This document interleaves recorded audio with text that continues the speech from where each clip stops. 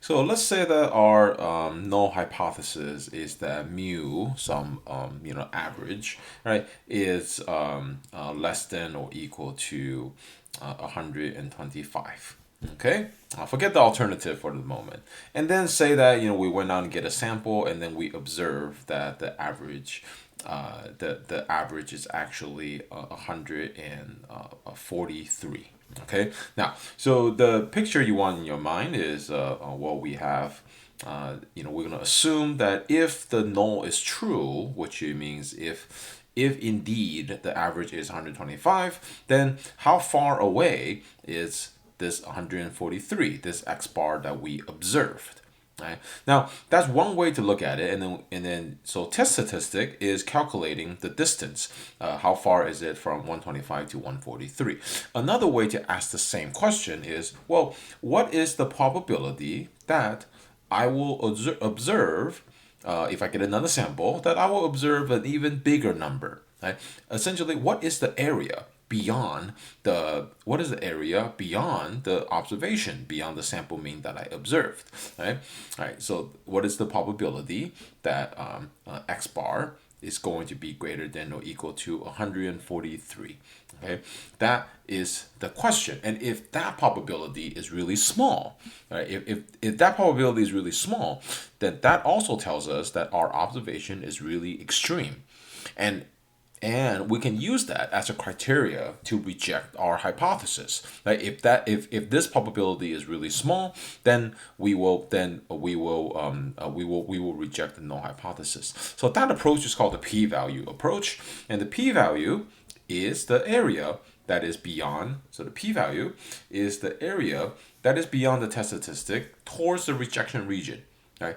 Again, this is the sentence you want to keep in mind. What's the probability that I will observe a more extreme value than the sample we got? And here's the rule, or let me call it the rejection rule. Right? If the p-value is greater than alpha, which means that it's not that extreme. So that means it's not extreme. Right?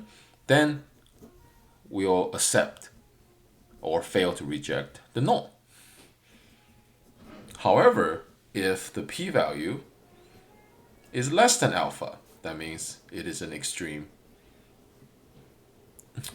observation, then we will reject the null.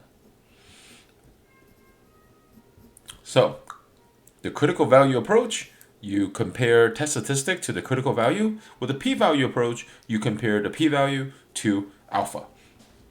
Okay, now one thing we have to be careful is whether or not we're in a one-tailed test or two-tailed test. So in a one-tailed test, the p-value, right, is on one side, right? Because the question we're asking is what's the probability that I'll observe a more extreme value? So here in a right-tailed test, and how do we know it's a right tail? Right, this is a right tail, right? Because this is less than or equal to. So my test statistic will be here. Then the p-value will be to the right of the test statistic. Right, so that area is the p-value. Okay, if there's a left-tail test, right? So a left-tail test, right? Then I'm looking at my test statistic. Again, this is not the critical value. This is the test statistic, and my p-value will be the area to the left of my test statistic. Okay. Now, what about in a two-tailed test? Well, for a two-tailed test, I need to account for both sides of both direction. Right? Because I need to be concerned with, what is the probability that I'll observe a more extreme value on either side? So if my test statistic is here, and this is the area, I need to multiply that by 2. So I will also do a negative test statistic and do that.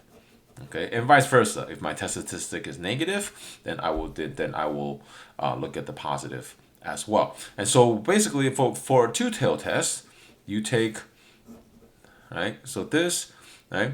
this you take this area. So this is the p-value. This is only the half of the p-value. Right? Then you just take that thing. Then you take that probability and you multiply it by 2. So with the two-tailed test,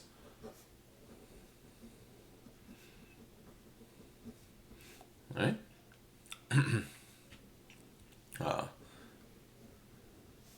Take the area of one tail and times 2 for the p-value.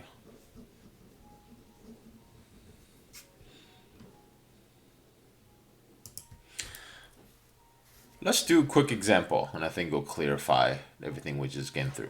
So here I have a hypothesis test. This is a two-tailed test. Mu equals 15. Alternatively, mu does not equal 15. Okay, so collect some information. Sample size of 50, n equals 50. So we have normality. The sample size is greater than 30. Sample mean equals 14.15. And the population standard deviation equals 3. So we have the population standard deviation. So that means we will be using a z critical value. Okay, so first compute the value of the test statistic. So t equals. So I'm just going to calculate the standard error right here. Okay, plug that in the calculator. All right, so visually, and maybe here we're going to get at 2 pictures. The first picture you look at is, well, the mu is 15 and our observation is 14.15. Okay, so the question is, how far is that? Well, to answer that question, we convert that to the test statistic. And now the center is at 0. And here our test statistic is negative 2.003.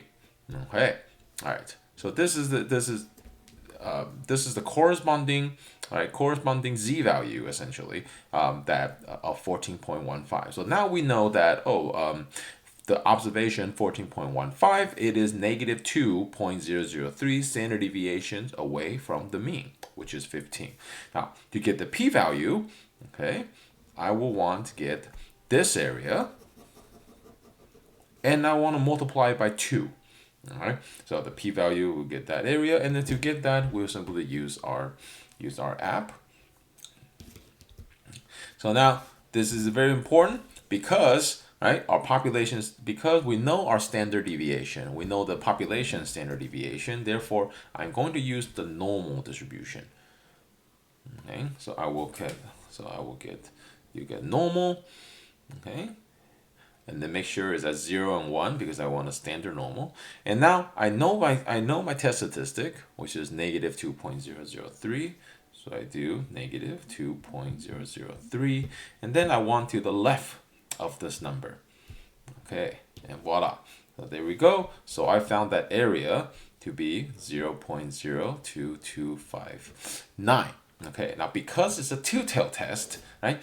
My p-value is going to be on both tails. So my actual p-value is going to be 0.02259 times 2.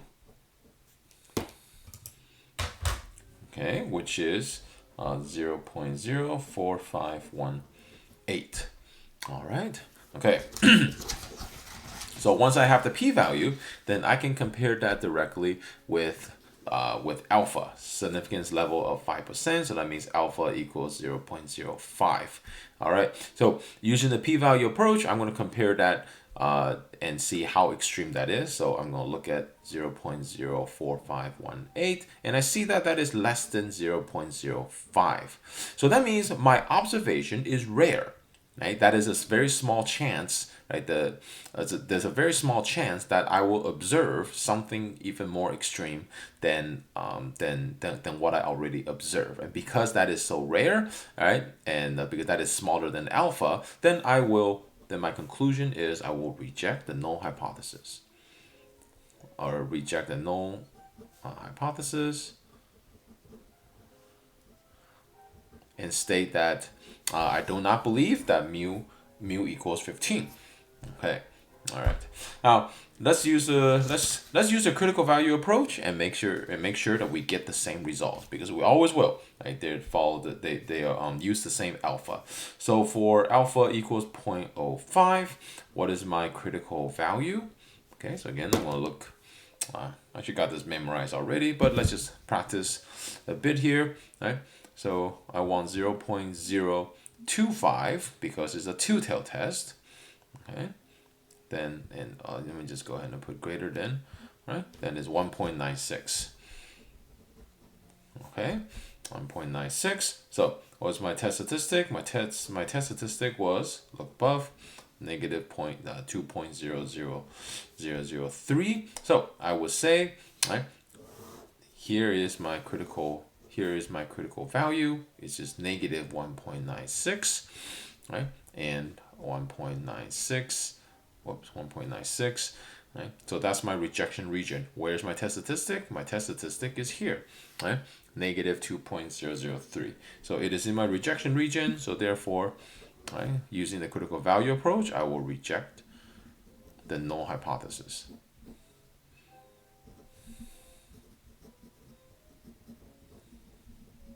Okay, both will give you the same exact test results always.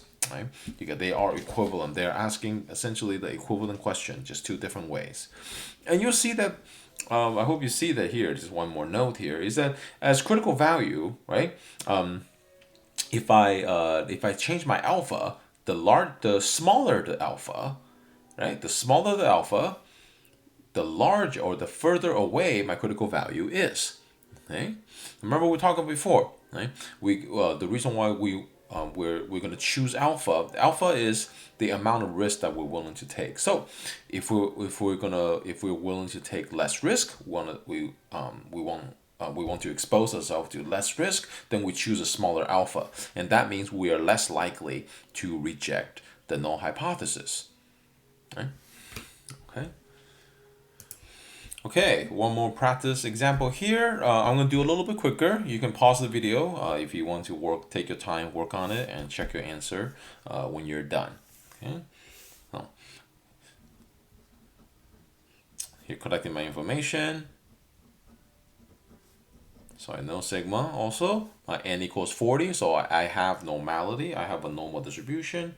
A, calculate my test statistic. Here we go.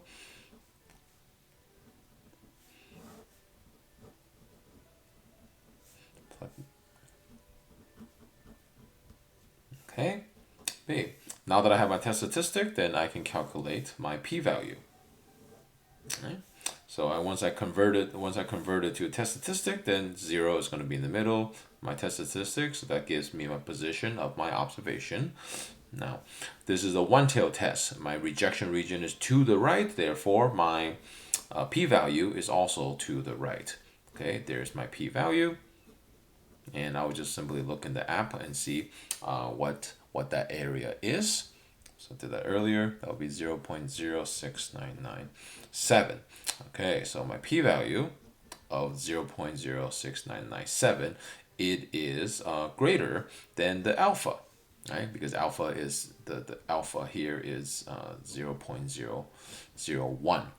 Okay, so because this is bigger, that means this is not a very extreme event. This observation of 26.4 is not that extreme, so we fail to reject the null.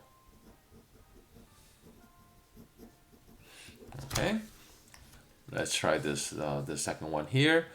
Okay, so again, pause the video if you want to take your time. I'm going to do this a little bit quicker here. Equals 14. Now I have my standard deviation, my sample standard deviation. So I do not have the population standard deviation. Okay. So that means in order for me to proceed, I need to use the t distribution, not the z distribution. Okay. My sample size is 25. All right. So I need to make an assumption. So I need to assume normality before I can proceed. So that is an assumption that we need to make. Okay, I'm not going to write that down here, but just keep in mind, we have to make that assumption because our sample size is not big enough. Okay, my test statistic.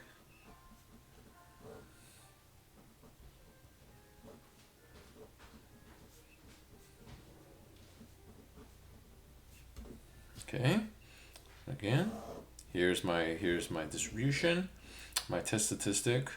Okay, once I convert it, is 2.3148. My rejection region is to the right, so therefore my p-value is also to the right. Okay, so B, what is the p-value?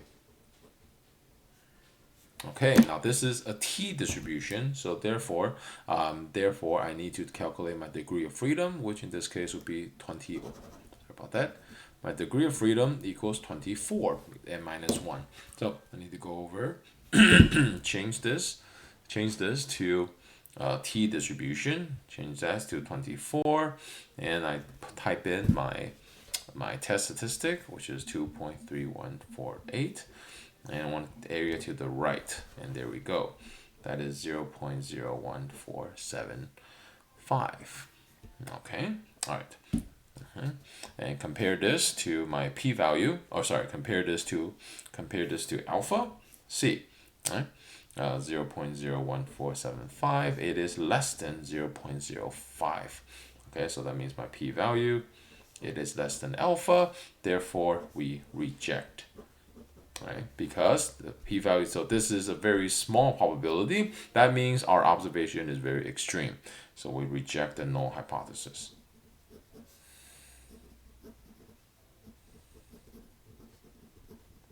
Right? And we can also say, right? We can say that we support the alternative. So we can make a statement such as this, right? There is enough evidence to support the claim, right? That the mu is greater than 12, right? If that is a claim that we like to support, we can make a statement like this.